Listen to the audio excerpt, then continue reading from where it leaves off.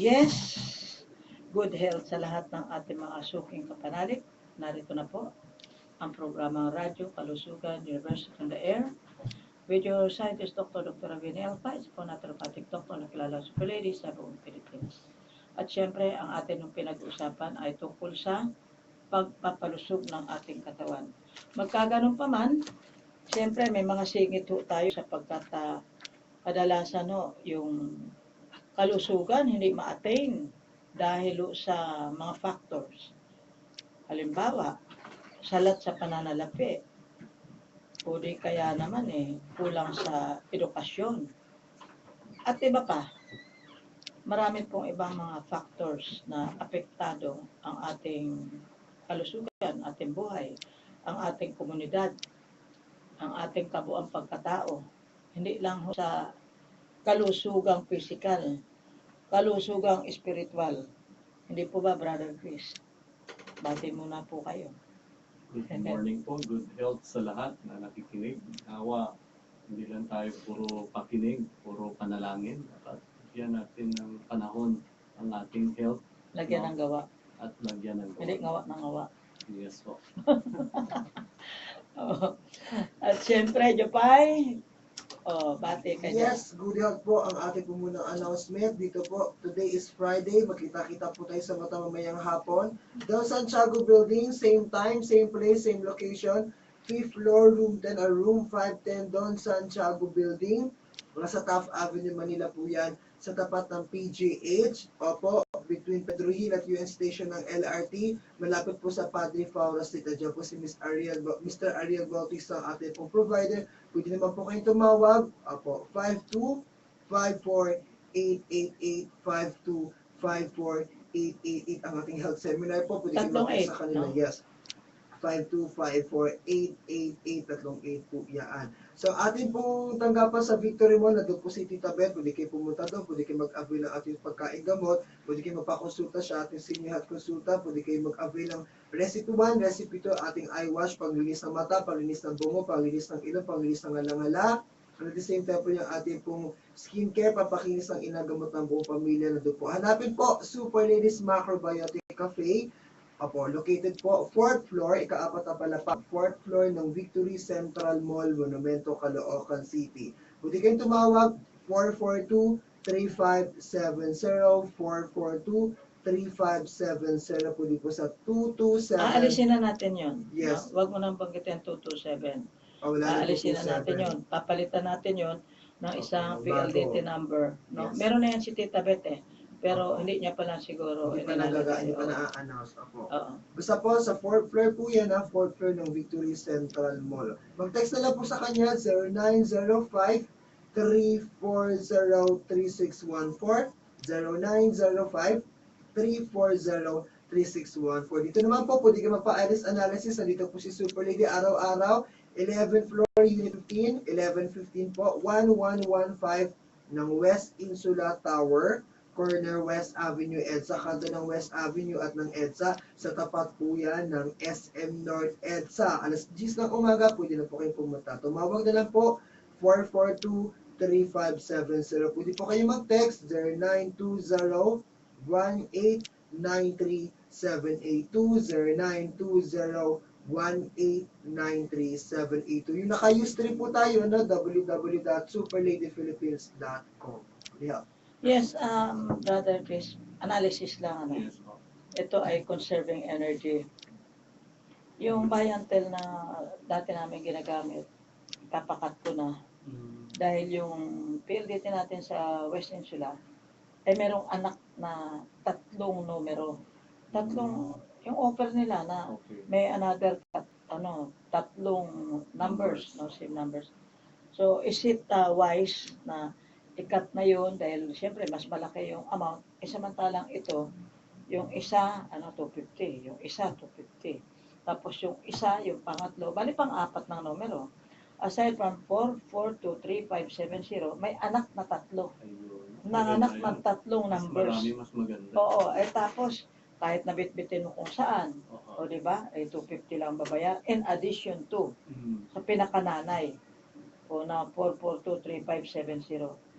Would it be wise, Jopay, ikakat natin yung isa na mas malaki ang binabayaran Mm. at ipapalit natin yung 250 lang. Kailangan matuto ka rin dyan, Jopay, na kasi, alam mo, nung bago ako mag-asawa, sa totoo lang, binabudget ko yung isang kamatis, isang bawang, isang sibuyas.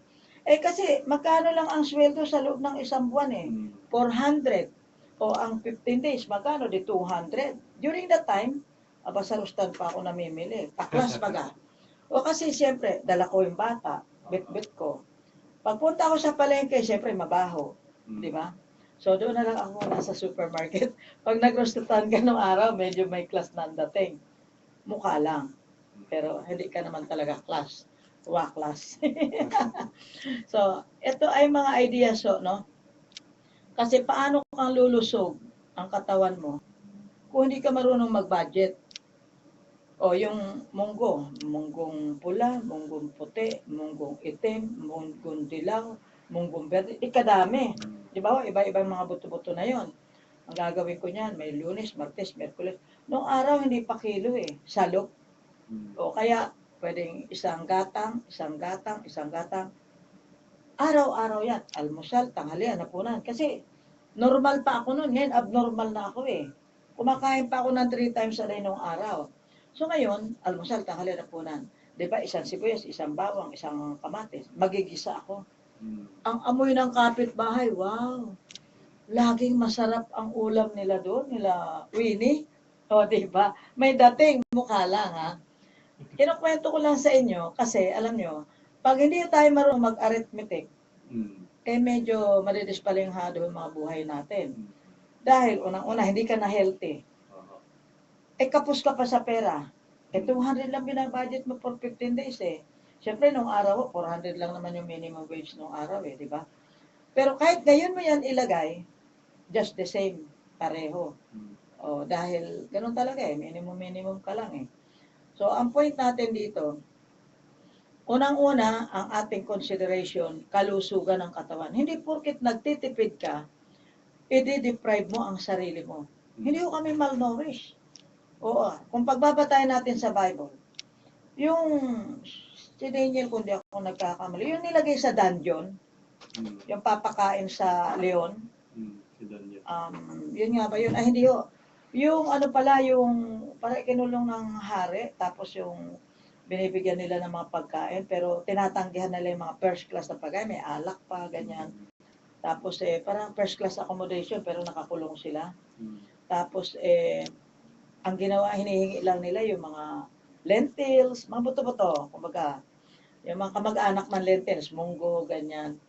So, mas healthy pang dumating. Bakit ito hindi kumakain ng pagkain ng hari, pero healthy. Kasi alam niyo, yung iba, ina-underestimate nila yung mga buto-buto. Saan ka kukuha ng protina? Natural, kukuha ka sa karne. Mga isda dyan, pero ma-contaminated naman yung mga isda. Di ba? O kaya, noong araw, maaaring sabihin natin, decontaminated. Pero siguro, alam talaga ng Bible na balang araw makukontaminate ang dagat. Kaya meron talagang mga pagkain sa karagatan na hindi tamang pagkain. Kaya sa Bible pa lang meron ng ganyan Malinis, marumi, malinis, marumi. Ayan. So, bahala ka nang pumili. Kung gusto mo talaga ng marumi, di magdumi ka. Di ba? Pero, bakit nga ba? Kung ayaw mo magkasakit, maglinis ka. Yun yung principle dito sa Radyo Kalusugan. Linisin mo yung katawan mo. No? Kaya, hindi tayo lalayo sa biblical principles. Total, lahat naman tayo nagkiklaim na Kristiyano. Tama po ba? Lahat naman tayo, ano ka ba? Kristiyano o Muslim? Sasabihin, hindi Kristiyano ako. Ito nga ang Pilipinas, Kristiyano talaga itong bansa natin, daming durukot. O diba sa aeroplano, kasabihan na, Christian, the only Christian country in the Far East. Pagdating mo sa airport, mag-ingat sa mga mandurukot. Okay? Lagot ka niyan. Diba? Kahiya-hiya talaga. Kaya ibig sabihin, if we claim to be Christians, kailan yung principle talaga ng pagiging Kristiyano, gawin natin. Kasi nakakahiya naman doon kay ama natin, di ba? Sasabihin mo, mayaman si ama. Bakit ikaw purdoy? Ikaw yung, prodigal son, O, lumayas, nag-alibugha kang anak. Kaya siguro, nakikikain ka na lang doon sa pagkain ng mga baboy, ganyan. Yung mga pagkain baboy, yung mga tira-tirang ganyan. Mm. So, pero yun naman po ay binabanggit natin kasi para magkaroon tayo ng mga ideya kung bakit ang tao ay namamatay dahil sa mga pagkakasakit. Sapagkat ang sakit ay simbolo po ng kasalanan. Mukha ho bang tama ako o malapit lang ako sa totoo? Tama. Malapit pala ako sa tama, mga kapanalig. Kaya maniwala na ho kayo kasi may tama ho. Ako ano yan, malapit ho ako sa tama. O ha? Wala kang tama, Jopay ha? Okay, anyway. Ito pong usapan natin makatotohanan. Oo. Hindi ho ito kasinungalingan. Sabihin nyo pag sinungaling ako, text nyo. Ano na ite-text nila? Na sinungaling ako? 0920-1893782. O, dahil baka may nakakapakinig sa akin at ang tingin nila ay sinungaling ako, ay di sabihin ninyo, aaminin ko kung totoo. Pero kung hindi, ako ay nagpapakatotoo lang. Hindi po ba? Ngayon, eto, ina-address ko sa lahat ng kabuhayan, enhancing livelihood projects, entrepreneurship and employment. Yan ang ating ginagawa ngayon. Oo. Brother Chris, ano sa palagay mo? Ay, napakaganda yan, kabuhayan. Oo, kabuhayan. Livelihood project. Kasi Oo, ang di ba? dami ngayong walang trabaho, walang Yun na nga kakitaan. So, Bakit kaya sila walang nakikita? Di bulag, ano? O duling? Malabo ang mata. O, diabetic siguro kaya walang nakikita at walang kinikita. O walang nakikita. Oo, pero parang tila ang hirap yata sa'yo. Mula sa iyong pinagpawisan, ikaw ay kakain. Sabi po yan, biblical ho yan, okay? Now, ano pang kalusugan? We pursue preventive measures against illness and disease. Ito ang kampanya natin. Pinoy Anti-Cancer Warrior Movement. Ayan. Pinoy Anti-Cancer. Hindi ka mag-aantay na magka-cancer, kundi lalaban kang magka-cancer. Ayaw mo magka-cancer. So, formation pa lang ng cyst, formation pa lang ng infection, formation pa lang ng pamamaga, in any part of the body, ang kailangan nyo po ay yellow juice. Oo, that I can guarantee you. Halimbawa, kung makikita mo lang yung loob ng katawan mo, halimbawa, mga bituka mo, may diverticulitis ka na, may diverticulosis ka na, may colitis ka na, kung ano-anong itis dyan. Basta't merong itis kayo narinig, tandaan ho ninyo, may nana ho yan, may infection ho yan, may sugat ho yan, may maga ho yan. Meron ho yang swelling o yung, kumbaga merong invaders. No? Merong mikrobyo, may microorganism na may kalaban sa ibang salita, kumbaga may abusayap. No? So may kalaban po yung ating alamnan o spare parts. So therefore, kung may kalaban, so ano gagawin? Dapat bago dumating ang kalaban, nakahanda ka. Kasi kung andyan na ang labanan, wala na. Natamaan ka na bago ka pa, bago ka pala maghahanda, di ba? Okay, so kalusugan yon. Preventive measures. Ito po yung Super Ladies Macrobiotic Lifestyle. In short. Kasi, alam mo, katulad nung iniimbitahan natin na mag 7-day life management plan, yan ay gusto ko kasing ipatikim, iparamdam, iparanas.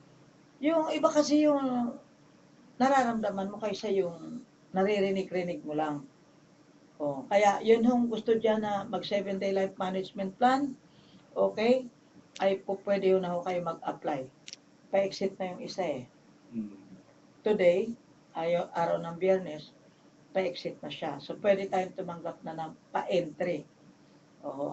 7-day life management plan. Ipapatikim, ipaparanas. Ito, kumbaga yung gusto magpabata, mag-isip bata, magbata-bataan. Kasi, ito Brother Chris, alam mo, Jopay, pagka tinapyas mo ng, hindi naman tapyas ano ba yun? Binalatan mo ng binalatan, araw-araw. 7 araw kitang babalatan. Siyempre, pag in-apply mo, tinan mo, nabalatan na ang mukha ni Jopay. Tinan nyo. Maputi na. Hindi sa pagbibiro, maputi na. Maputi lang, no? Ibig ko sabihin, hindi maputi na para kang papel, no? Pero ibig sabihin, kaya ho pumuputi, wala hong bleaching. Kaya ho pumuputi, yung inner layer ng skin natin, ang gusto nating palitawin. Mm. Para lang naman sanggol yan eh. Di ba, pag bagong panganak yung baby, di ba may balat na talagang nakikita mo talagang nagbabalat-balat. Yun. Pag hindi nyo natanggal yan ng pantay, batik-batik kayo. Mm. Para na kayong ostrich. Batik-batik yung kulay ninyo. Diba? So, dapat to, pag naglalagay sa mukha, pati lego, lalagyan, batok, kilikili, arms, alak-alak, buong katawan ho yun, actually. Kaya meron akong preparation na malaki, kaya lang, nagawa ako ng parang travel kit na maliit, tigto 250 lang. O, yung walang-wala talaga, kunyari, 350 yung ating sabon. Sa ordinaryong sabon, mahal yun. Mm. Pero yung totoo, hindi mahal yun. Bakit? Eh, pati ba naman kurikong mo? Pasali. Eczema mo, lahat ng dermatitis mo. O yung biak-biak mong sako, kasama na rin. Mm. O may galis ka sa puwet. Ala, eh, ang pinakamahirap po dyan, yung mga fungus infection, mga Candida albicans. Mm. Lalo na sa mga singit, lalo na sa mga kababaihan. Ano po? Kailangan po natin maging mga personal hygiene baga. No? At saka ang hirap, pag may kate, grabe. Alam mo, yung kate na yan, talagang ang hirap pong kamutin. Lalo na kung nasa genitalia. O ha? Bakit? Nakaupo ka sa jeep, ay kumakate. Di pagiling-giling yung puwet mo. Kunyari, umiindayog ka sa yung saliw ng, yung ano ng driver, kung minsan pabigla-bigla na nag-brake. Pipray na. Kunyari lang, nag-brake, pero saan ka, nagkakamot ka na nun.